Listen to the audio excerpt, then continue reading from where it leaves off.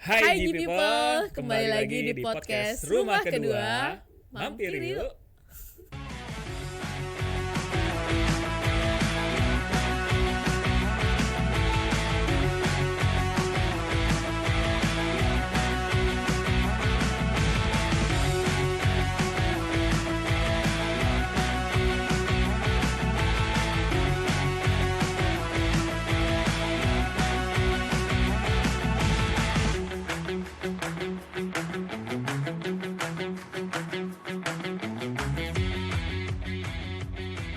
Lama nih Bu, nggak ketemu nih Bu. Lama banget. 7 purnama. 7 purnama. Gila-gila G People. Aduh, ini harusnya kita lebih rutin bikin podcast. Cuma balik lagi kita semua tahu ya, padat banget kegiatan di beberapa bulan terakhir. Betul, terutama mulai dari akhir September sampai masuk ke Oktober ini Bu.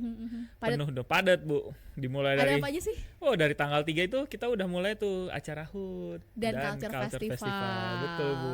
Nah, di Culture Festival Ibu Tian main apa Bu Tian? Aduh, itu seru banget. Dari mulai awal tuh pas masuk kan kita ada foto bareng. Itu dibuat kerjasama ya. Jadi ada frame Instagram yang gede tuh. Iya, betul. Terus difoto pakai Polaroid. Aduh, itu keren banget sih. Itu nanti ada dokumentasinya. Kita itu teman-teman yang foto itu nanti kita pajang ya. Ada frame besar, jadi bisa lihat oh ini ada ikutan di sini ya. Termasuk Bu Susan juga ikut foto di situ. Iya, betul. Ya.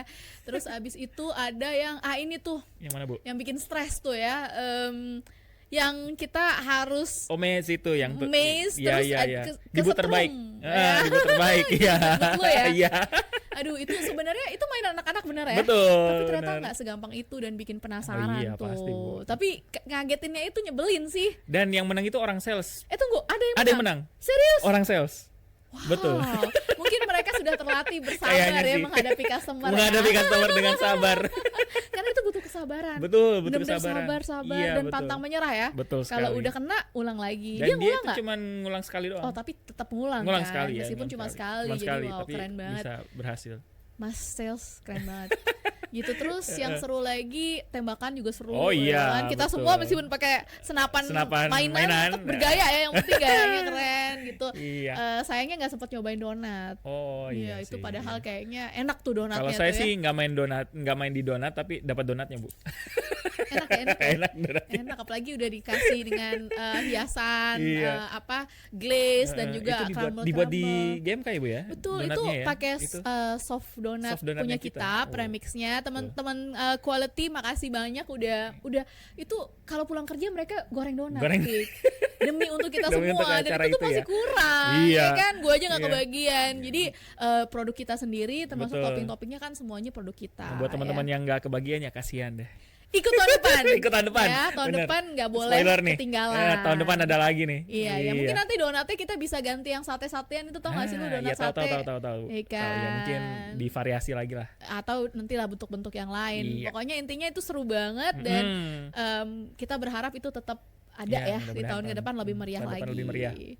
Dan HUT juga di situ kan ada pengumuman juara lomba ya, dan itu sebelum itu pasti juga sibuk dengan banyak Bu lomba-lombanya Bu. Pertama kalau di saya nih kebetulan ada e-sport. Itu yang kayaknya lomba hadiahnya Mobile Legend. Hadiahnya ya? nambah dari tahun kemarin 800 sekarang 1,2. Wow, nambah 400.000. Juaranya beda nggak? Juaranya atau sama? Sebenarnya hampir tim yang sama, cuman orang-orangnya udah berbeda-beda. Gedung kalau nggak salah. Juara bertahan, tapi orangnya beda-beda ya, atletnya beda-beda. Itu seru banget ya kayaknya ya e-sport itu ya, Mobile Legends sama PES ya. PES ya, yang juara PES itu jago ternyata Bu. Padahal kita udah buat agar lomba PES-nya itu jangan yang profesional yang menang gitu. Tapi ternyata memang jago dianya. Jadi jagonya kayak profesional gitu. Wow, ini kita bisa bikin ini dong ya. Pelatnas e-sport. Jadi kalau ada kejuaraan di luar kan suka gitu ya. Iya betul. Kita bisa mengirimkan atletnya GMK. Iya, mungkin bisa difasilitasi sama GMK ya. Bisa diatur. Disponsorin lah. Karena balik lagi kan ini bentuk dari kita biar balance ya, work life balance, fun at work, dan ini kan nggak tiap hari kan, cuma saat HUT aja ya, saat menjelang HUT setahun sekali lah. Setidaknya setahun sekali, dan ini sebuah prestasi juga kan Nevik ya. Terus ada lomba apa lagi? Kalau setelah e-sport ada ini lagi Bu, ada lomba-lomba yang kegiatan di luar kayak badminton. Oh iya, itu juga jago tuh ya. Lu juga menang ya? Padahal mainnya cuma sekali. Ya, emang ini yang curang-curang nih yang kayak begini. Ada yang tiap hari latihan tapi nggak menang gitu. Tapi baik lagi seru ya, serunya di situ ya. Seru. Meskipun nggak menang ya. Ada juga pingpong atau tenis meja ya. Iya, mancing tuh. Aduh bapak-bapak nih ya, bapak-bapak kadang ngajak anaknya juga tuh mancing. Iya bener.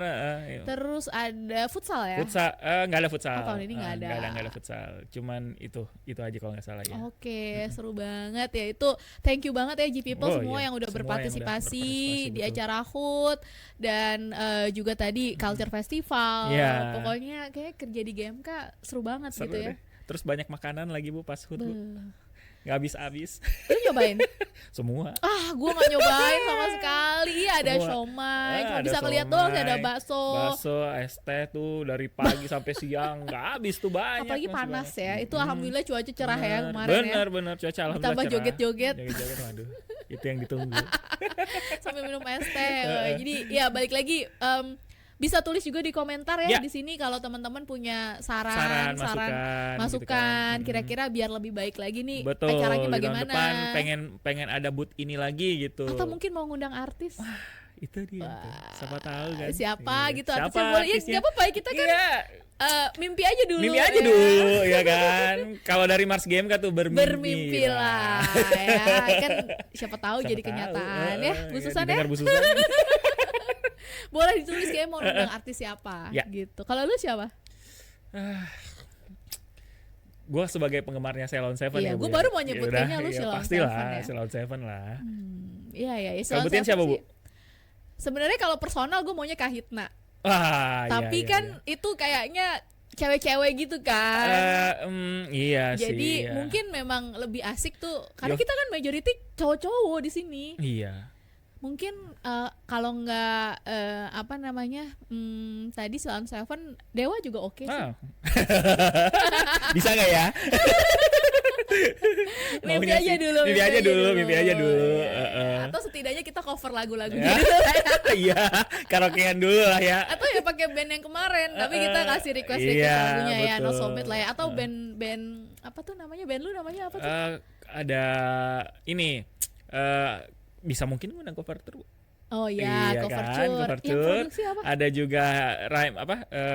Kan gue lupa nama band gue sendiri. Factory Rhyme.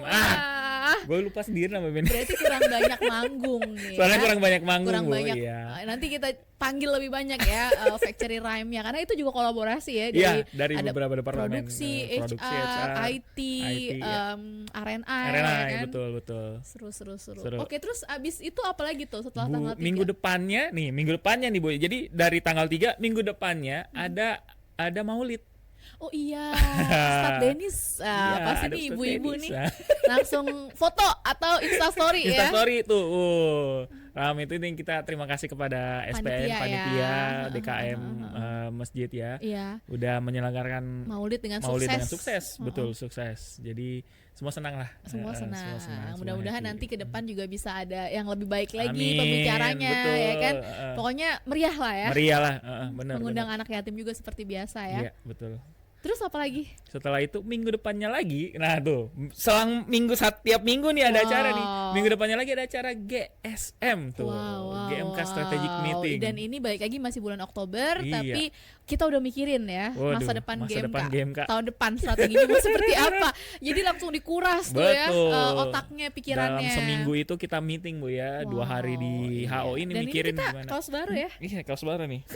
GMK Our Second Home, rumah kedua seperti judul podcast kita ya. Jadi memang di JSM itu lumayan padat juga agendanya karena memikirkan baik lagi kira-kira supaya bisnis kita bisa terus bertumbuh. Betul, strategik yang diperlukan. Dari ada 10 strategi Wheels Group ya. Betul. Yang masing-masing fokus mau bikin project-project apa gitu.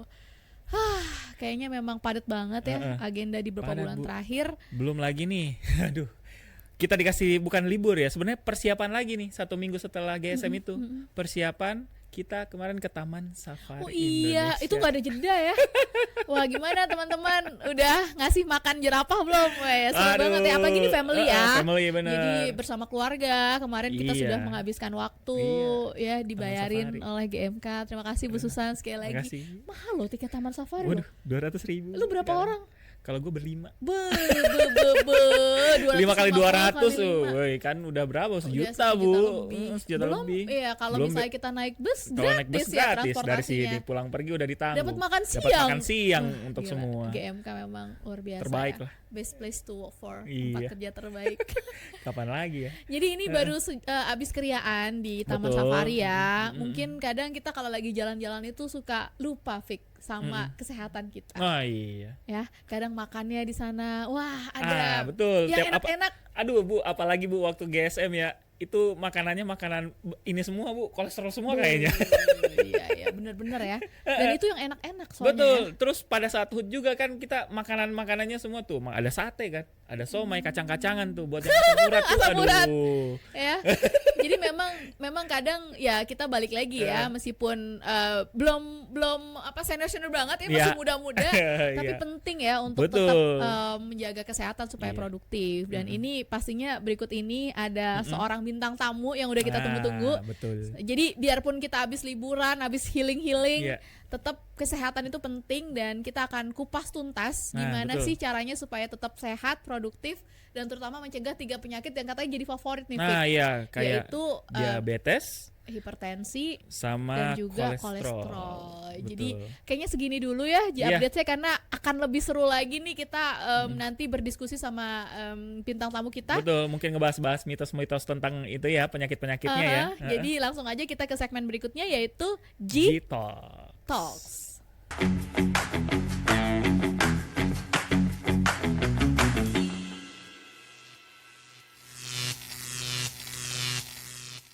G-People, hai. Dan akhirnya seperti yang sudah ditunggu-tunggu, di sebelah saya sudah hadir seorang internis atau dokter spesialis penyakit dalam. Halo Dokter Martin. Selamat sore. Selamat sore. Ya. Jadi Dokter Martin ini dari Rumah Sakit Metro Hospital yang memang bekerja sama juga dengan GMK ya.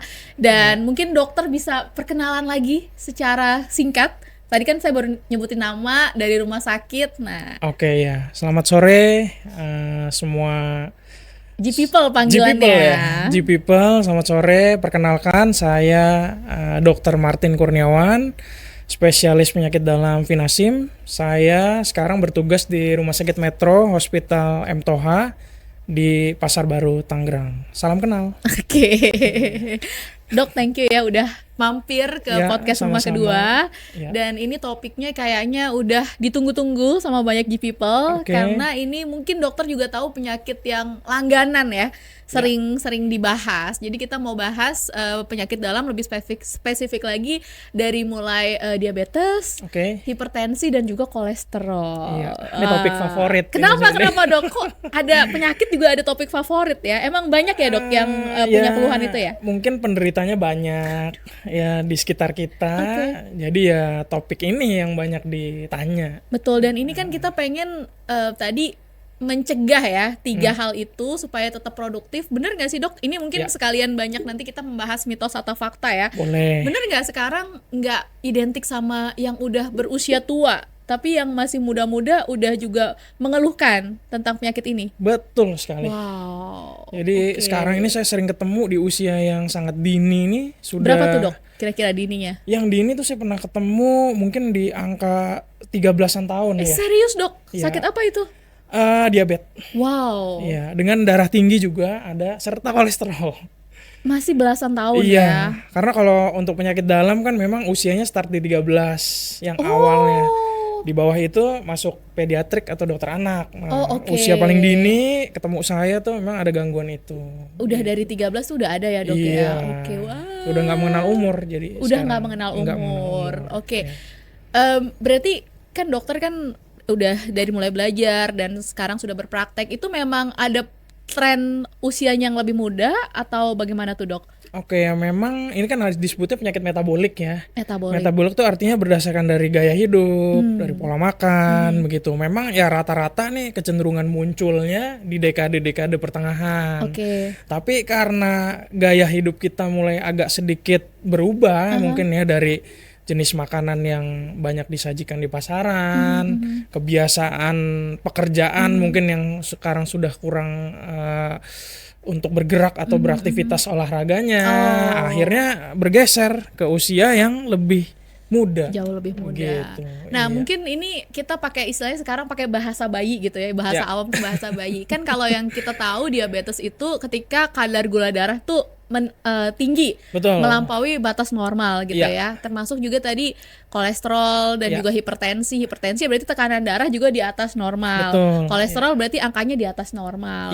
Boleh diceritain pakai bahasa bayi nggak sih dok? Itu emang dampaknya kenapa ke tubuh kita kalau dari mulai gula darah atau kolesterol atau tekanan darahnya itu di atas ambang normal? Ya, kita mulai satu-satu ya. Ini kan ada tiga barang yang berbeda ya. Tiga beda-beda ya dok ya. Jadi kalau hipertensi atau tekanan darah tinggi, ya darah tinggi orang kenalnya. Darah tinggi. Itu berarti ada peningkatan tekanan darah di atas normal. Berapa sih batasnya?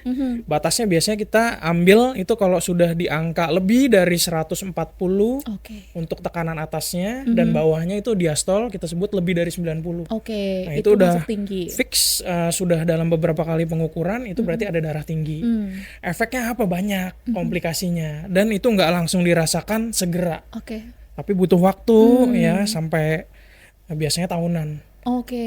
Kalau kita mulai dari atas ya bisa stroke atau penyumbatan atau pecah pembuluh darah.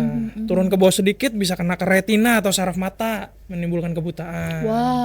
Turun dikit lagi ke daerah jantung bisa menyebabkan serangan jantung. Bergeser lagi ke bawah ginjal. Nah, ini juga sering, yaitu cuci darah. Itu juga terkait hipertensi. Hipertensi. Itu merupakan penyebab kedua tertinggi cuci darah, yaitu darah tinggi. Turun lagi ke bawah bisa menyebabkan gangguan pembuluh darah. Mungkin ya bisa ada luka yang sulit sembuh dan lain sebagainya gitu. Nomor 2 tentang diabetes atau kencing manis ya. Kencing manis juga berarti ada peningkatan gula darah dari normal. Biasanya kita ambil patokannya adalah gula darah puasa, gula darah sewaktu, setelah makan juga ada, atau rata-rata gula 3 bulan. Pemeriksaannya disebut dengan HbA1c. Nah, kalau gula puasa yang disebut dengan diabetes adalah kalau nilainya lebih dari 126. Itu disebut sudah diabetes. Berarti itu mesti puasa dulu beberapa jam gitu ya, dok? 8 jam. Boleh minum air putih saja, tidak boleh makan minum. Itu kalau di atas 126 berarti itu sudah positif diabetes. Atau kalau punya gula sewaktu, gula sewaktu artinya ya kapanpun diambil lebih dari 200 kadarnya berarti sudah diabetes. Atau bisa lagi gula 2 jam sesudah makan ya. Itu juga kalau kadarnya dia lebih dari 200 sama, itu sudah bisa disebut kencing manis. Atau yang terakhir kalau HbA1c atau lab rata-rata gula 3 bulan nilainya lebih dari 6,5, itu juga bisa disebut dengan pengidap kencing manis gitu ya. Nomor 3 tentang kolesterol. Juga laku nih, banyak. Jadi sebenarnya kolesterol itu kalau di kita disebutnya bukan hiper atau hipo, tapi disebutnya dyslipidemi. Nah, kenapa disebut dys? Artinya dia ada gangguan. Jadi nggak semua kolesterol itu jahat. Ada yang disebut kolesterol baik atau kita kenal HDL. Ada kolesterol jahat yang dikenal dengan LDL ya. Makanya itu kita sebut dyslipidemi, karena seseorang dikatakan mengidap kolesterol yang tidak baik apabila kolesterol baiknya cenderung rendah, kolesterol jahat atau LDL-nya cenderung tinggi. Nah, untuk kadarnya biasanya kalau LDL-nya itu sudah angkanya melebihi dari batas normal, nah itu ya kita sebut dia sudah mengidap kolesterol jahat gitu. Biasanya batas yang aman itu LDL kalau bisa di bawah 100. Untuk HDL itu setinggi mungkin, di atas 60 itu baik. Nah, kalau dari parameter tadi bila sudah ditegakkan ya kita bisa bilang ini berarti bapak atau ibu ada sakit kolesterol. Dan itu diketahui dengan cek lab ya dok ya? Pemeriksaan lab, betul sekali. Pemeriksaan lab. Nah biasanya nih dok, orang tuh datang ke dokter itu kalau terkait penyakit itu keluhannya apa dok? Pertama itu kadang-kadang ada yang nggak ada keluhan, tapi dia membawa hasil pemeriksaan. Udah diperiksa dulu, misalnya medical check up. Medical check up dari perusahaan tuh paling sering. Nggak ada keluhan apa-apa. Jadi bisa nggak ada keluhan tapi skornya tinggi? Sering. Sering. Jadi nggak bisa mengandalkan keluhan. I see. Makanya pemeriksaan medical check up itu penting. Harus dilakukan minimal 1 tahun sekali. Start sudah lewat dari usia 20 tahun tuh sudah harus melakukan medical check up 1 tahun sekali. Atau kalau keluhan yang sering saya temui pasien yang datang itu ya bervariasi, mulai dari pusing, kemudian ada gangguan penglihatan, ada kesemutan, ada nyeri dada, ada gangguan berkemih, ada luka yang sulit sembuh, dan lain sebagainya. Banyak. Dan itu kalau udah jadi simptom kayak gitu berarti itu udah lama ya dok ya sebenarnya? Ya biasanya sudah tahunan. Sudah tahunan. Karena nggak pernah diperiksa, akhirnya ketahuannya baru begitu ada keluhan, kita cek baru terdiagnosa. Jadi first thing first, pertama tadi usia 20-an berarti kita semua itu setidaknya 1 tahun sekali melakukan medical check up ya dok. Iya. Karena seringkali tadi kalau meskipun sudah beberapa ukuran itu di atas ambang normal tapi bisa tidak bergejala bisa gitu ya. Sekali. Dan balik lagi ketika kita tahu kemudian berkonsultasi itu bisa meminimalkan risiko ya dok ya, meminimalkan komplikasi. Karena yang ditakutkan ya komplikasinya sebenarnya, bukan penyakitnya gitu. Gimana tuh dok, bisa dijelasin nggak yang ditakutkan bukan penyakitnya tapi komplikasinya? Iya, karena yang berbahaya dari 3 penyakit ini ya komplikasinya rata-rata mirip-mirip yang tadi, mulai dari menyerang otak yang tadi saya sebut faktor risiko stroke. Jadi stroke-nya itu yang target akhir dari penyakit ini. Serangan jantung ya, kemudian cuci darah. Kemudian berbagai penyakit pembuluh darah. Itu ya manifestasinya dari tadi darah tinggi, kencing manis, kolesterol. Itu udah bentuk komplikasi ya, dan semuanya jadi bisa kemana-mana penyakitnya itu gitu ya. Itu kayak bikin kue tuh adonannya gitu, jadi udah adonannya lengkap, jadilah kuenya gitu. Oke. Ya.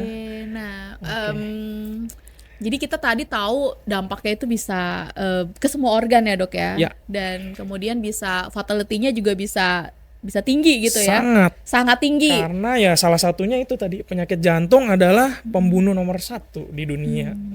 Begitu. Dan faktor resikonya adalah darah tinggi, kencing manis, kolesterol. Wow. Iya gitu. Jadi risiko tadi 3 hal itu kalau tinggi tuh risiko penyakit jantung terutama ya dok. Iya, jadi semakin lengkap.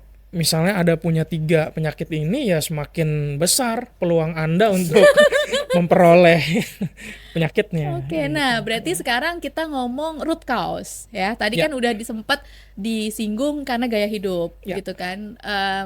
Berarti dari mulai makanan, aktivitas fisik yang kurang atau kurang berolahraga gitu kan. Artinya kan dengan melakukan 2 hal itu tadi, menjaga pola makan kemudian berolahraga, itu kan bisa sebenarnya meminimalkan ya, menurunkan risiko. Nah, tapi selain itu ada nggak sih dok kayak misalnya mungkin mitos atau fakta, faktor turunan? Oke, memang di kita ada yang disebut faktor yang bisa dirubah, ada yang tidak bisa dirubah. Yang tidak bisa dirubah salah satunya adalah keturunan. Jadi kita bisa diturunkan gen penyakit tersebut. Sangat ya? bisa. Oke. Jadi darah tinggi itu menurun, gula darah juga jelas menurun, dan kolesterol juga ada gennya, jadi bisa menurun. Jadi kalau kita punya riwayat keluarga ya otomatis kita harus lebih aware lagi, lebih berhati-hati. Oh, oke. Gitu. Meskipun tadi dokter mungkin punya pengalaman ketika kita udah, kan itu nggak bisa kita ubah kan, karena udah turunan gitu ya.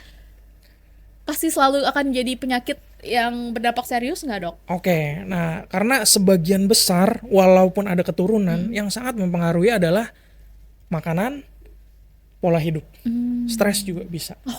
Dan ya tadi medical check up itu penting sekali. Gitu. Oh jadi balik lagi sebenarnya even itu kita ada secara genetik itu turunan dari keluarga ya, baik dari orang tua, kakek nenek dan lain sebagainya. Tapi sebenarnya yang lebih berpengaruh tadi ya dok, yang justru bisa kita ubah ya, yang bisa kita batasi gitu. Nah bicara soal stres, nah ini agak loncat ya nggak apa-apa. Saya penasaran, pernah dibilang kalau stres itu bisa naikin tingkat gula darah. Bener gak sih dok? Ya, jadi ketika kita stres itu ada hormon yang namanya kortisol. Hormon stres, kortisol ya. Hormon stres itulah yang bisa meningkatkan berbagai macam parameter di badan, termasuk tekanan darah, termasuk gula darah. Nah, cuma itu sifatnya sesaat. Oh, oke. Nah, tapi kalau yang dia stresnya ini nggak gampang untuk dikelola, nah akibatnya ya kalau terus menerus, ya lama-lama dia bisa ikut berpengaruh. Ditambah biasanya orang stres itu kan gaya hidupnya juga nggak baik. Ada yang stres, makannya makin banyak, olahraganya kurang, tidurnya juga udah nggak bagus. Jadi itu udah lingkaran setan. Ya, jadi sangat berpengaruh. Oh jadi pengaruhnya di situ ya. Ketika kita stres, si hormon kortisol itu bisa ngikut-ngikutin yang lain tuh ya, jadi naik juga gitu ya dok ya. Karena betul. Sebenarnya mungkin ya balik lagi ya, itu kan ketika kita stres, kalau zaman dulu kan itu defense mechanism ya, mekanisme pertahanan diri, seolah-olah kita mau misalnya ada musuh menyerang segala macam gitu ya. Meskipun kalau musuh zaman dulu tuh ya musuhnya kalau kita perang atau berburu ada hewan segala macam, tapi sekarang itu bentuknya bisa macam-macam ya dok ya, yang menjadi sumber dari yang menyerang kita. Bisa mungkin stres boleh tapi nggak boleh berkepanjangan, mungkin begitu kali ya. Karena nggak mungkin nggak stres juga ya dok ya. Iya betul, tapi kita harus tahu cara mengelola stres yang baik, jadi nggak boleh dibiarkan terus menerus gitu. Wow, jadi banyak yang harus diperhatikan ya. Banyak. Jadi nggak melulu cuma sekedar urusan obat selesai, tapi ya itu banyak sekali kalau mau digali satu-satu. Gitu. Tapi benar nggak sih dok kalau udah kena let's say tadi deh diabetes itu kita perlu minum obat terus gitu sepanjang hidup? Ya. Pertama saya bahas satu-satu ya. Untuk hipertensi itu sebenarnya kita bilangnya bukan sembuh, tapi terkontrol. Jadi obat itu gunanya adalah untuk mengendalikan tekanan darah. Karena tekanan darah yang sudah naik itu umumnya biasanya dia akan punya kecenderungan menetap begitu. Kalau dia udah didapat label atau diagnosis hipertensi, dia akan cenderung menetap gitu ya dok? Jadi obat itu berguna bukan untuk menyembuhkan, tapi mengontrol supaya tensinya itu tetap baik. Ini bitter truth nih, berarti nggak bisa sembuh dok? Iya, bisa dibilang itu pengobatannya jangka panjang. Makanya mestinya dicegah ya? Iya, sebaiknya jangan sampai kena. Jangan sampai kena. Karena itu pengobatannya tadi G-People jangka panjang. Untuk harus tetap dikontrol itu ya. Iya, jadi sebenarnya nggak ada tuh istilahnya berhenti minum obat hipertensi, itu menurut saya kurang tepat. Ya memang pengobatannya jangka panjang. Karena untuk mengkontrol itu ya. Benar. Nomor 2 untuk diabetes.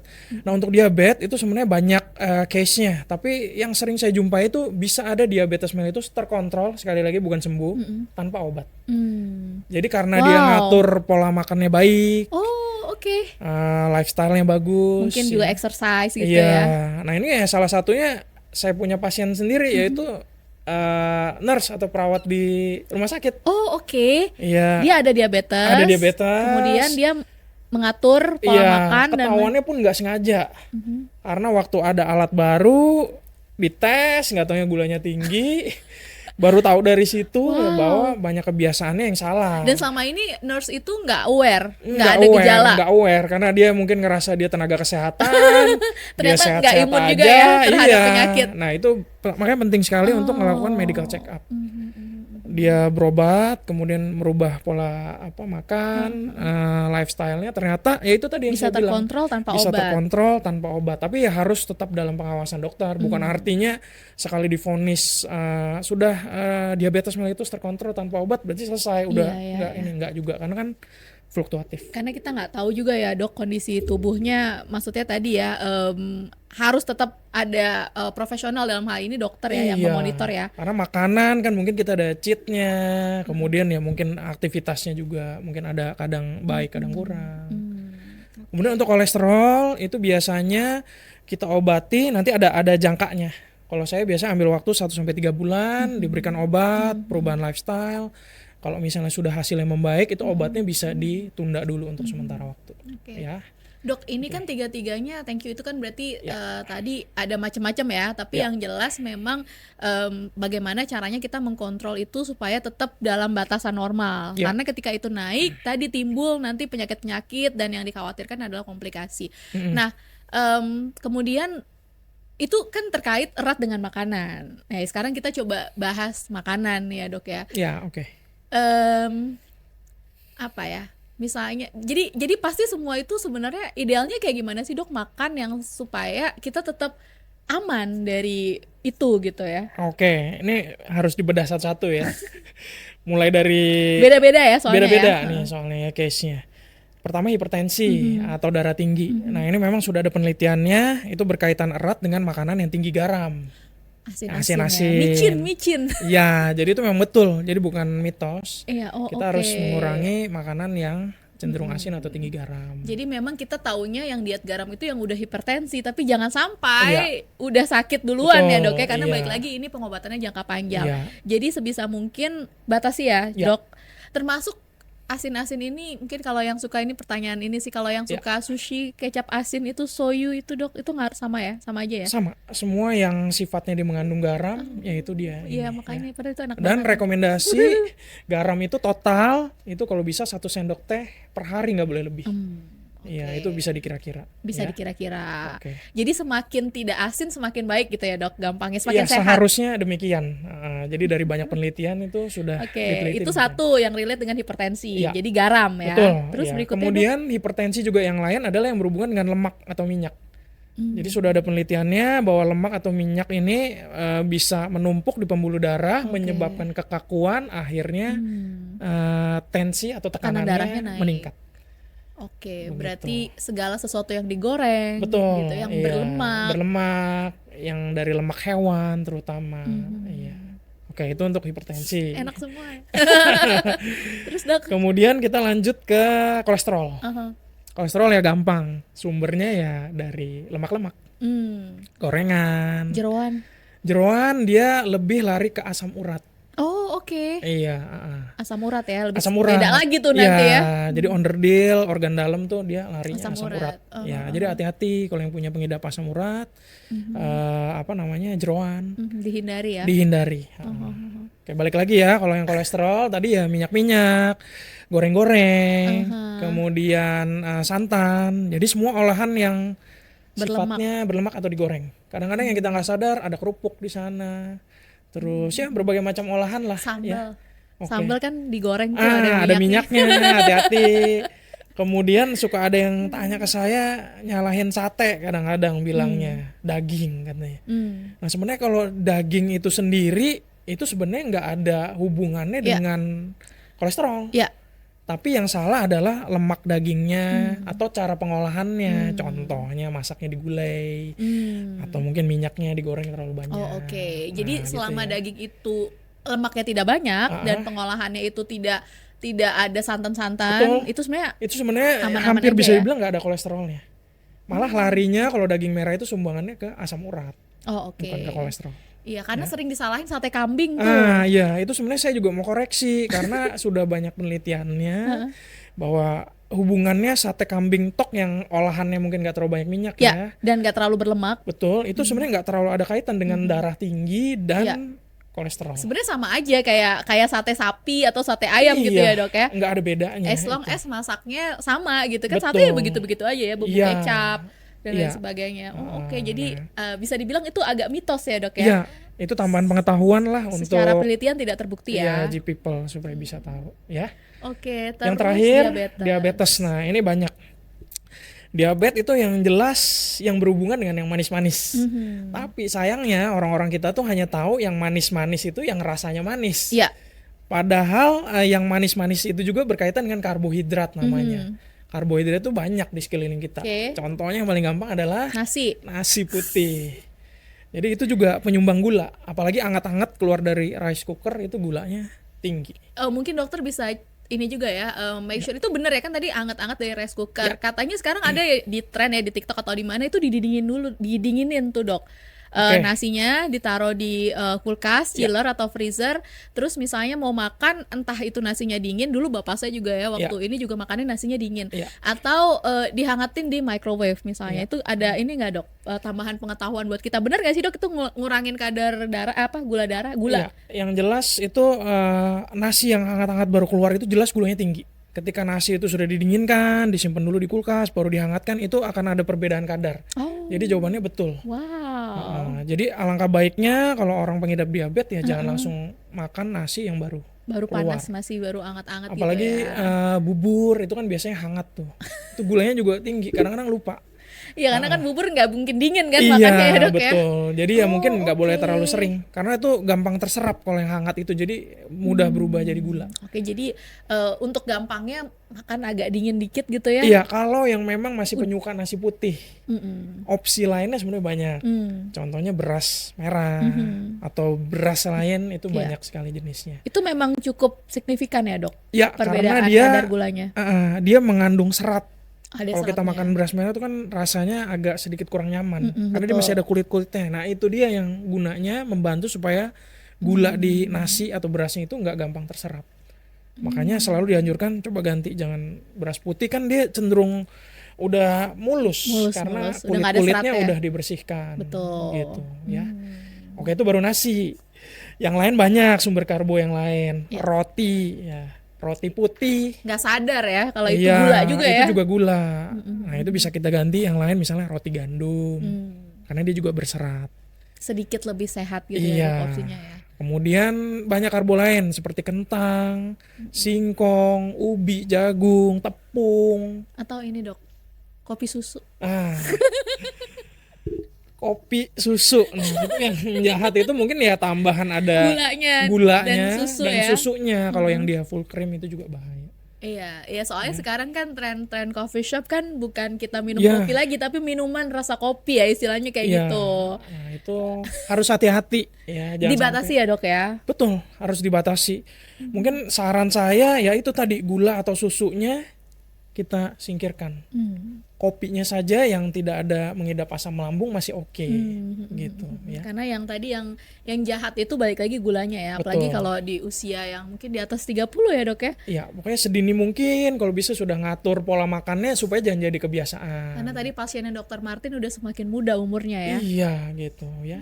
Oke, yang lain ya makanan manis lain seperti permen, kemudian es krim, minuman-minuman soft drink itu juga harus hati-hati sekali. Sekarang soalnya madu semakin juga banyak ya. Madu juga itu mengandung gula. Jadi kalau yang diminumnya banyak rutin, menurut saya tetap harus dikonsultasikan ke dokter. Oke. Karena itu mengandung gula yang tinggi ya. Betul. Jadi mesti dibatasin. Dan ada pertanyaan buah. Ya buah kan gimana tuh Dok buah? Ya buah itu ada yang aman, ada yang enggak.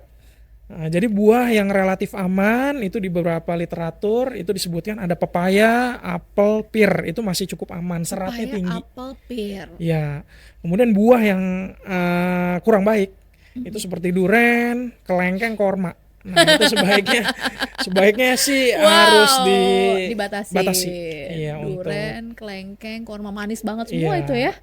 Yang nggak saya sebutin ada di tengah-tengah, berarti ya nggak boleh terlalu banyak juga nggak boleh ini.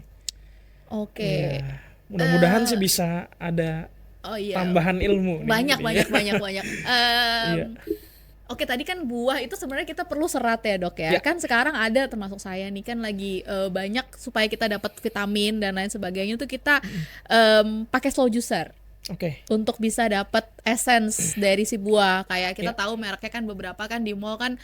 Dan itu rasanya enak buat yang sweet tooth misalnya kayak saya itu kan alternatif minum-minuman yang manis tapi klaimnya kan lebih sehat. Nah, cuma kan di situ sebenarnya seratnya hilang ya. Dan saya pernah dengar juga mau konfirmasi makanya itu kan mengandung fruktos. Nah, ada yang bilang saya pernah dengar belum saya cari tahu itu fruktos itu kita nggak bisa mencerna. Dan akhirnya itu juga hilang. Nah dokter ada ini nggak pendapat nggak tentang kita membuat jus menggunakan slow juicer itu? Saya selalu memberikan saran ke pasien-pasien saya, baik yang diabetes atau enggak, konsumsi buah sebaiknya dalam bentuk potongan. Utuh ya, maksudnya dalam bentuk aslinya ya? Iya, gunanya apa? Untuk mempertahankan serat. Karena ketika sudah di jus, seratnya cenderung berkurang, ya kembali lagi tadi gulanya lebih gampang terserap. Jadi selalu usahakan jangan malas. Sebenarnya sih kadang manusia serakah aja sih. Jadi kalau makan kan apel ya paling cuma satu gitu ya. Kalau di jus kan bisa sekilo jadi berapa botol gitu ya. Ya misalnya untuk cewek-cewek itu biar jadi lebih glowing apa segala macam. Cuma baik lagi as long as asupan seratnya mungkin bisa tetap kita penuhi dengan cara lain. Ya tetap mungkin juga dosisnya yang ini ya Dok sewajarnya lah gitu ya. Iya, pokoknya intinya sebaiknya makan potongan, pilih buah yang tadi saya anjurkan gitu, harus makan buah setiap hari. Apel, pir, pisang ya. Apel, pir, pepaya. Oh sorry pepaya. Iya, seratnya cukup tinggi. Seratnya cukup tinggi. Iya. Tapi bukan artinya nggak boleh makan yang lain, tetap boleh. Tapi ya kita harus pintar-pintar gitu. Ya. Wow. Sayur gimana dok, sayur? Sayur sebenarnya hampir bisa dibilang kalorinya nggak ada, jadi seratnya baik. Nah cuma kalau ada pengidap asam urat bukan artinya harus memusuhi sayuran 100%. Kan yang hijau tuh ya biasanya yang asam urat tuh ini ya musuhan tuh. Ini harus saya koreksi ya sedikit bahwa penyumbang asam urat tertinggi adalah 1 jeroan. Nomor 2 adalah daging merah. Nomor 3 makanan laut kecuali ikan. Kerang, udang, cumi, kepiting. Kalau ikan masih oke ya. Iya. Dan sayuran hijau tertentu. Jadi bukan semua. Jadi kalau ada memakan sayuran tertentu dan muncul keluhan, hanya jenis sayuran itu aja yang mungkin dikurangi jumlahnya. Tapi yang lain tetap harus makan karena kita butuh seratnya dari sayuran. Jadi nggak terus bukan juga nggak makan sayur gitu ya dok ya? Wah saya nggak makan sayur karena saya asam urat. Nah itu salah karena rata-rata nanti jatuhnya sembelit. Datang ke saya nggak bisa BAB. Jadi penyakit yang lain. Karena saya ada asam urat, nggak makan sayur dibilang. Dan banyak ya pasien yang kayak gitu ya? Banyak sekali. Itu yang salah dan nggak boleh, harus dikoreksi ya. Jadi people even asam uratnya tinggi tetap harus makan sayur untuk asupan serat ya. Betul sekali. Ya. Wow. Jadi memang ini mesti kita pikirin serius ya dok ya, tentang makanan, gaya hidup, karena balik lagi itu seperti investasi bener ya dok ya. Betul. Yang kita sebenarnya kayak bahkan investasi bukan cuma menabung, yang itu kita cicil ya. Iya. Kesehatan itu harus dicicil dari sekarang, termasuk penyakit juga amit-amit itu bisa dicicil juga ya dok ya. Iya dong, jelas dari muda itu udah disimpan. Wow. Oke. Wah ini memang, tapi bukan berarti berat juga ya dok ya. Ini sebenarnya bisa pencegahannya sebenarnya apa sih dok kuncinya sih? Ya nomor 1 itu yang jelas menurut saya makan itu juga harus kita jaga. Kemudian yang tadi lifestyle, olahraga tetap kita harus ada sebenarnya minimal 5 kali per minggu, durasinya nggak usah terlalu lama, 15 menit cukup.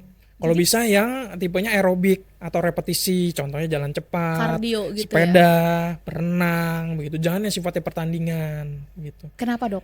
Karena repetisi yang kontinu gitu ya, itu cenderung lebih bagus untuk menguras kalori secara stabil ketimbang misalnya yang sifatnya pertandingan kita dipacu oleh waktu atau skor atau angka. Ya itu dari beberapa penelitian tuh untuk penyakit metabolik lebih baik. Gitu. Jadi yang sifatnya repetisi ya. Iya. Kemudian ya tadi makan, kemudian stres harus dikelola yang baik. Jangan lupa itu tadi medical check up, itu juga salah satu pintu atau ya untuk kita bisa tahu kondisi kesehatan kita. Mobil aja dicek masa kita kan gitu istilahnya. Iya dong ya. Iya benar-benar, karena kalau enggak ya kita nggak tahu ya dok apa yang maksudnya kita mesti melakukan apa gitu ya. Karena kadang nggak bergejala, itu yang susahnya gitu. Pasien tampak sehat tapi ternyata dia mengidap kolesterol. Dan itu sering dokter temui ya dengan mereka dapat hasil medical check up tapi tidak mengalami gejala. Dan bukan berarti itu nggak berbahaya ya sebenarnya ya. It's just a matter of time ya dok ya. Jadi itu mitos ya. Jadi nggak berkaitan orang yang gemuk itu selalu ya berarti dia yang diabetes, dia yang darah tinggi, dia yang ada kencing manis. Itu nggak sama sekali. Karena ada pasien saya yang dengan body mass index-nya normal tapi ternyata labnya kurang baik gitu. Dan itu perlu ditangani tentu ya dengan segera. Iya. Jadi tampilan luar ya makanya ada internis ya yang bisa melihat yang di dalam. Tampilan luar itu tidak menjamin ya dok. Bisa aja kelihatannya sehat, fit, tapi mungkin karena daya tahan tubuhnya masih oke gitu ya. Dan juga ya itu yang kita mungkin dia makannya nggak terlalu bagus tapi ada diimbangi juga, ada olahraga. Nah itu kan sebenarnya harus balance. Dia harus seimbang begitu ya. Oke, bentar dok, aku cek dulu nih pertanyaannya udah. Oke, jadi tadi balik lagi ya, kalau memang sudah terdiagnosis ya dok ya, itu kita tidak bisa bermusuhan dengan obat juga, meskipun tetap bisa diminimalisasi. Tadi ada contoh nurse ya di Rumah Sakit Metro itu even udah lumayan tinggi ya dok ya berarti ya? Sangat tinggi. Karena sangat tinggi. HbA1c-nya waktu itu 10. Normalnya kan orang normal 5,6, jadi hampir udah 2 kali lipat. Dan ternyata bisa gitu setelah. Jadi tetap ada semangat ya, maksudnya jangan berputus asa ya dok ya. Nggak boleh kita memvonis diri sendiri, oh sudah sakit diabetes artinya udah nggak ada harapan lah, nggak juga ternyata. Dan makin stres nanti makin tinggi lagi ya. Gitu. Jadi dibawa enjoy, yang disarankan dokter dijalani, minum obat iya tetap, lifestyle makan dijaga, gitu. Kelola stres itu aja. Kayaknya gampang sih dok ngomongnya. Iya memang. Ya itu yang penting harus ada niat dari diri sendiri. Gitu. Sekarang saya mau nanya nih dokter Martin, ini kan pertama dokter ya, internis. Jadi yang tadi tuh udah khatam semua penyakit-penyakit itu udah karena biasa menangani pasien gitu. Terus terlihat juga, kita bisa lihat tampilannya juga fresh segala macam. Tipsnya apa dok kalau dari dokter bisa tetap fit lah? Ya sebenarnya kita dokter juga manusia biasa. Nggak kebal ya dari penyakit ya dok. Artinya pun saya diperiksa, saya juga ngecek medical check up, hasilnya juga nggak yang bagus 100%. Karena ya kita kadang masih ada cheatnya. Tapi ya itu yang tadi saya bilang, kita harus pinter-pinter, terutama soal makan. Jadi jangan mentang-mentang di depan kita ada yang enak banget nih gorengan, kita hawa nafsunya nggak tertahan. Dok, trennya restoran all you can eat. Iya itu. Wah, ya terus bakar-bakar lagi kan. Menurut saya itu ya itu dia, karena kita bayar sekian gak untuk all you, itu sebenarnya ya nggak baik jatuhnya. Jadi kalaupun mau, tapi itu baik lagi dibatasin ya dok, jangan sering-sering lah, karena itu berbahaya ya dok. Karena ada mindset kita udah bayar gitu ya. Akhirnya jadi kita makan semua dimakan. Itu menurut saya pola hidup yang nggak sehat gitu. Kita harus pintar-pintar ngejaga. Jadi tadi balik lagi ke dokter kan tidak imun juga dengan penyakit ya. Jadi saya tetap masih ada juga cheatnya, makan juga ada lah yang nggak 100% benar-benar ini yang idealnya gitu ya. Tetap olahraga harus ada. Biasanya saya ya di sela kesibukan, kalau saya nggak sempat mungkin malam saya masih sempetin. Karena saya kan hobi renang ya, saya ada berenang gitu. Iya, pernah dengar juga dari internis waktu itu bapak saya, memang kalau untuk penyakit yang metabolik ini renang sangat bagus ya dok ya? Karena ya itu tadi, kesatu untuk orang-orang yang sudah berumur, renang tuh nggak ada risiko beban untuk kakinya. Karena dia ditopang oleh air. Kemudian kalori yang dibakar juga cukup banyak. Tinggi. Iya, karena resistensi melawan air tuh kan tinggi ketimbang kita di udara biasa gini. Tapi ya dengan aturan yang betul, artinya ya olahraganya bukan berenang kompetisi ya, artinya kita berenang yang rutin, dengan bukan kita berendam nempel di pinggir kolam ya. Itu cuma berendam di kolam ya. Iya, tapi ya benar-benar bergerak. Tapi kita ya memang kita belajar dulu dengan gaya yang baik gitu, lalu kita lakukan rutin. Ya, saya rasa itu baik. Iya. Dan tadi sebenarnya nggak perlu panjang, kalau misalnya rutin tiap hari, setidaknya 15 menit 15 menit minimal, kalau bisa 5 kali seminggu gitu. Ya. Ada efeknya nggak sih dok kalau terlalu over berolahraga gitu kan, pengen sehat? Ada efeknya. Ada juga. Iya, karena olahraga itu sebenarnya termasuk katabolisme. Jadi dia kan sifatnya membakar, mengurangi. Nah itu kalau berlebihan ya jatuhnya tidak baik gitu, karena terlalu cepat pembakaran itu bukannya lemaknya yang terbakar, tapi ya nanti jatuhnya ya lebih ke gulanya itu sendiri, jadi nggak turun beratnya. Makanya tadi yang saya bilang olahraganya harus rutin, teratur. Jadi bukan cuma kita niat nih olahraga habis-habisan, semangat nih gitu ya, 1 hari habis-habisan, itu rata-rata bukan lemaknya jatuhnya yang kebakar, tapi ya sumber energi yang paling pertama yang ada biasanya gula. Jadi untuk bisa membakar lemak kan kita butuh waktu. Jadi nggak langsung start olahraga langsung. Butuh waktu ya. Iya. Jadi memang idealnya ya tadi rutin, konsisten, meskipun sedikit-sedikit ya, nggak perlu lama gitu ya. Dan mungkin tadi kaitannya dengan kompetisi juga, kadang kita kalau udah metabolik atau kita udah lumayan berumur, itu suka lupa diri gitu ya dok. Karena saking game kan seru tuh ya. Saya main badminton ya kan, atau main sepak bola, futsal. Kadang lupa diri sama kemampuan fisiknya gitu ya dok ya. Jadi saya bukan bilang olahraga kompetisi itu jelek, tapi ya kita harus sesuaikan kemampuan. Karena atlet sekalipun ada yang meninggal di lapangan, kan banyak beritanya ya. Iya betul. Nah itu ya karena kita terlepas ya dari penyakit bawaan yang mungkin ada, ya itu memang olahraga yang melebihi stres atau kapasitas badan ya berbahaya. Dan tadi malah jadi ada unsur stresnya juga ya kalau dia compete ya dok ya. Betul. Jadi lebih baik tadi balik lagi ke si kortisolnya yang itu lagi gitu. Memang kortisol ini sumber dari segala macam, mesti di manage ya dok ya. Gitu. Wow, seru banget ternyata, ini membuka banyak ya. Kita dapat dari mulai tadi ternyata nasi itu juga boleh dimakan kalau udah dingin atau bisa ditaruh di chiller. Jadi emang sebagian tuh kan sekarang udah eranya sosmed ya, Dok. Kita perlu telaah juga ya, informasi itu ada memang sebagian yang benar, tapi sebagian juga yang dari zaman dulu kita yakini ternyata itu nggak benar, kayak sate kambing contohnya gitu ya. Nah itu harus hati-hati, pasien tuh kan sering bilangnya gini, kata si A gitu, padahal ini tetangganya yang ngomong gitu. Nah terus saya bingungnya itu langsung dikerjakan gitu, padahal harusnya kan ya dikonfirmasi dulu nih. Betul. Ada info yang salah jangan langsung percaya, tapi tanya dulu ke dokter gitu. Iya, Dok, kalau misalnya tadi kan kita ada dua ya, ada yang masih mencegah ya tadi ya dengan gaya hidup, berolahraga dan segala macam. Kalau teman-teman nih G-People ini memang udah mengidap dari salah satu atau beberapa tadi penyakit yang tadi gitu ya. Tapi kita masih mau tetap sehat, produktif gitu. Kira-kira nasihatnya apa nih, Dok? Yang pertama adalah nomor 1 konsultasi dulu ke dokter. Karena kita untuk melihat ini seberapa berat sakitnya. Supaya kita bisa memberikan arahan. Karena beda-beda ya, Dok ya? Beda-beda ya. Kita bisa memberikan arahan untuk ya itu tadi diet makannya, jenis olahraga yang tepat, obat-obatannya harus start dari mana.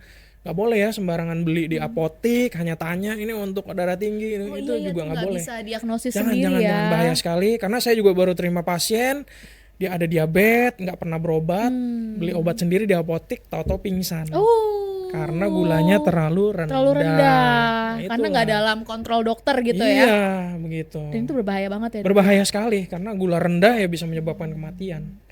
Begitu. Jadi nggak selalu gula itu rendah, ternyata makin rendah tuh ya. Gula bisa tinggi, bisa rendah. Tinggi sekali bahaya, rendah juga berbahaya. Harus di kadar yang normal. Makanya masih perlu konsultasi dengan dokter harus, ya. Jadi konsultasikan dulu saja kalau memang ternyata ada penyakitnya.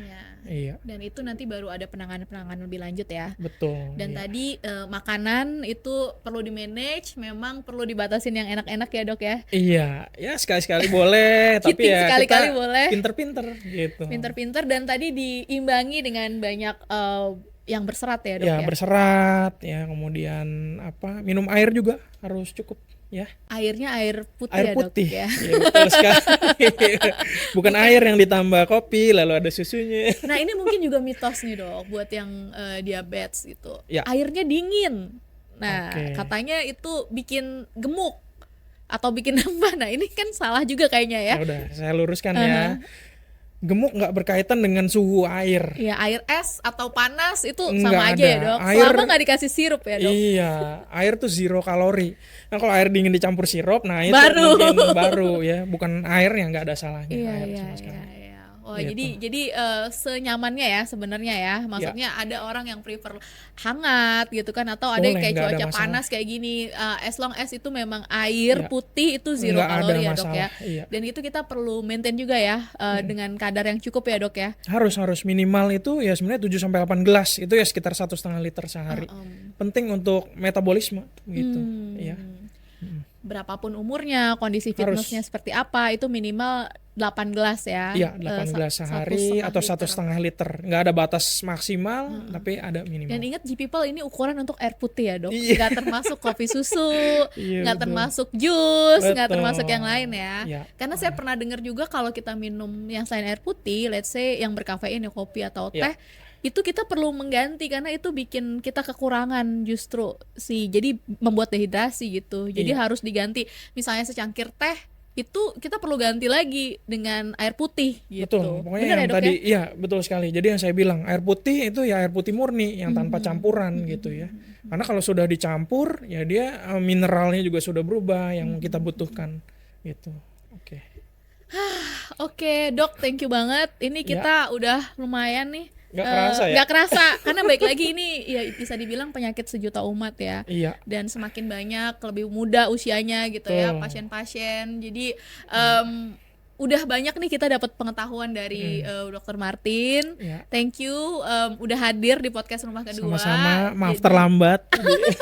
It's okay. G-People nih bisa nontonnya di jam berapa aja karena pasti banyak pasiennya juga yang udah nanganin yang udah nunggu dan tadi udah masih ditanganin dulu gitu ya dok ya. Iya.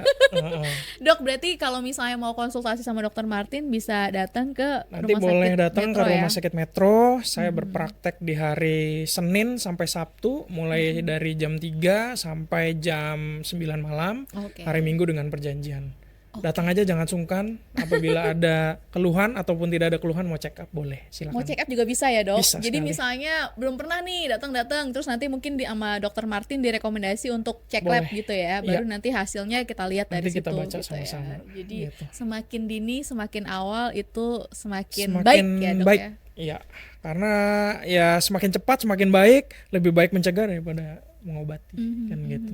Karena dokter juga ya baik lagi kalau udah ini kan kompleks kan juga. Kalau sudah kompleks agak sulit, misalnya sudah ada stroke-nya, sudah ada gangguan jantung, sudah ada cuci darah, ya terus terang kita agak ribet. Gitu. Jadi ya dokter juga sebenarnya prefer semua bisa dicegah ya. Iya, lebih baik sedini mungkin kita Dan tangani. melihat pasiennya juga gradually lebih baik gitu ya dok ya, kondisi kesehatannya dan lebih bisa produktif. Iya, jadi nggak boleh putus asa karena banyak sekali pasien saya yang hidup berdampingan dengan obat tapi masih dapat menjalani hidup berkualitas. Jadi jangan menjudge diri sendiri, saya udah minum obat berarti saya udah sakit dan lain sebagainya. Jadi tetap optimis. Tetap optimis gitu. Apapun kondisinya. Dan tadi kalau kita tahu itu adalah pengobatan yang long gitu ya, dok, berarti sebisa mungkin justru kita cegah ya, supaya jangan sampai itu sudah mesti tinggi gitu semua ya. Iya betul. Dan satu lagi mungkin saya mau kasih ingat, suka banyak anggapan orang yang salah bahwa minum obat yang bisa menyebabkan sakit bermacam-macam. Contohnya saya minum obat darah tinggi, nantinya saya mau kena sakit ginjal, livernya akan kena. Nah ini juga saya mau luruskan bahwa obat darah tinggi, obat kolesterol atau obat gula itu sudah didesain sedemikian rupa untuk bisa diminum jangka panjang dan aman. Justru mereka yang melindungi organ kita. Jadi jangan dibalik dengan minum obat justru saya bakal kena sakit ginjal dan lain sebagainya. Justru dengan minum obat akan melindungi organ dalam kita. Bukan sebaliknya. Tapi kalau beli obat sendiri yang tanpa sepengetahuan dokter itu yang bahaya. Jadi kalau sudah dalam resep dokter itu semua sudah didesain pasti ya dok ya, sudah aman ya. Iya, sepengetahuan kita pasti akan pantau dan itu aman, nggak perlu takut sama sekali. Nggak perlu takut. Nah yang berbahaya justru kalau tadi self diagnose terus beli obat sendiri. Betul. Atau mungkin yang alternatif gitu ya dok ya. Karena nggak bisa dimonitor ya. Betul. Nggak bisa dicek. Jadi nggak usah takut ya, nggak usah khawatir ya dok.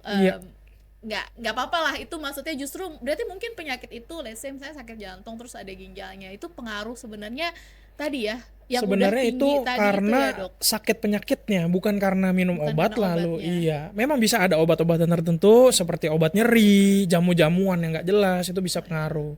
Tapi untuk obat darah tinggi, bukan obat darah tinggi yang menyebabkan jadi cuci darah, tapi tapi hipertensinya, diabetesnya, ada kolesterolnya. Nah, itu penyakit-penyakit itu yang nggak diobati akhirnya bermanifest. Apa sih dok itu istilahnya obat nyeri yang apa sih, non steroid ya atau iya, yang sering kita punya di lapangan tuh namanya non steroid, NSAID. Nah itu memang bahayanya kalau diminum jangka panjang bisa menyebabkan luka di lambung atau menyebabkan gangguan ginjal. Kan kita enak tuh kadang-kadang aduh sakit kepala pegel-pegel beli obat dikit deh. Ada mereknya, mungkin saya nggak bisa sebut ini banyak. Tapi bisa people cari tahu sendiri ya. Iya, nah itu hati-hati sekali. Obat-obatan nyeri, obat demam itu kalau bisa ya sepengetahuan dokter. Pertolongan pertama boleh, selanjutnya nggak sembuh langsung berobat. Jangan terus-terusan. Jangan rutin, karena kadang merasa udah cocok sama obatnya. Jadi, minum terus. Dan ini banyak terjadi sih dok ya, termasuk ya balik lagi karena kita mungkin dulu nggak tahu ya. Kadang sakit asam urat gitu ya. Terus kan nggak enak tuh radangnya. Beli obat NSAID atau steroid malah yang juga suka dikonsumsi. Nah itu hati-hati, jangka panjang ya bisa moon face, ada osteoporosis, bisa menyebabkan katarak. Sekali lagi itu ketika kita minum obat tanpa dikonsultasikan gitu ya dengan dokter. Efeknya memang enak karena dia hilang rasa sakitnya, painkiller gitu ya dok ya. Iya, dia memasking efek dari sakitnya itu hilang, padahal itu bukan menyembuhkan tapi hanya sementara aja. Ya. Ya kan udah ditutup jadi masih ada tambahan lagi. Ada lagi dokter Martin yang people perlu tahu nih terkait saya rasa penyakit dalam. Sudah dari A sampai Z sih khusus yang tadi ya. Memang banyak sekali kalau mau dikupas satu-satu. Tapi saya rasa udah sebagian besar. Mudah-mudahan dari info yang singkat ini bisa memberi pengetahuan baru, bisa di-sharing ke keluarga, supaya ya penderitanya ya nggak semakin banyak. Setidaknya meningkatkan awareness ya, kesadaran tentang pentingnya tadi menjaga kesehatan, menjaga pola makan, berolahraga yang rutin. Betul. Banyak banget lah tips-tips dari Dr. Martin. Nanti teman-teman G People juga bisa share juga tayangan video podcast ini ke kerabat atau siapapun yang memerlukan gitu ya. Oke, sekali lagi thank you Dr. Martin. Terima kasih banyak sudah diundang. Bye G People.